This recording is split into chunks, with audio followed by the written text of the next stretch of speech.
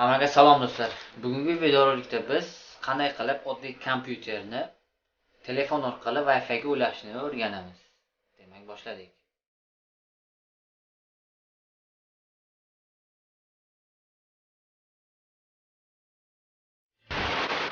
Demak, bizga kerak bo'lgan narsa bu mana bunaqa USB kabel. Oddiy qilib aytganda, zaryadchik.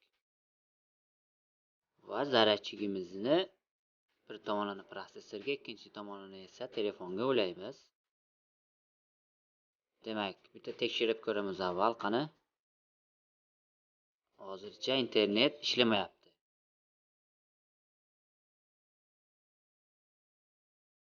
Yo'q, ishlamayapti. Ana endi birinchi navbatda Wi-Fi ni yoqamiz.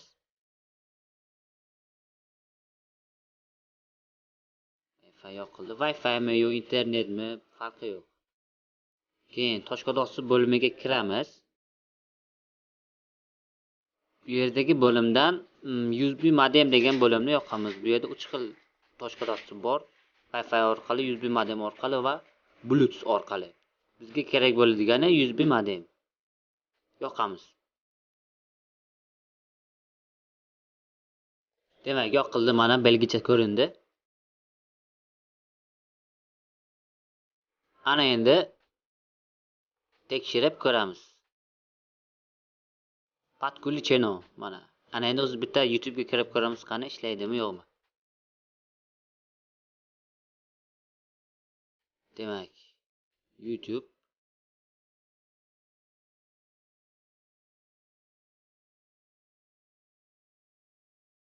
endi umuman olganda Wi-Fi bo'lsa agar Wi-Fi dan LAN kabel tortsam bo'ladi, ammo Wi-Fi LAN kabelga qaraganda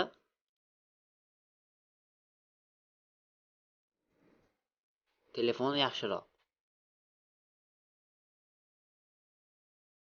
Bitta videoni tanlaymiz.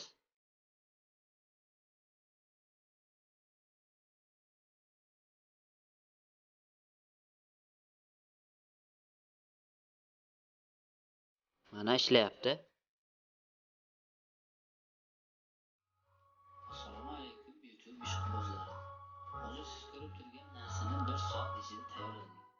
Pravatinga o'xshaydi, ammo tayyorladik emas. Oddiy so'z va seplatigan bo'yoqdan tayyorlandi.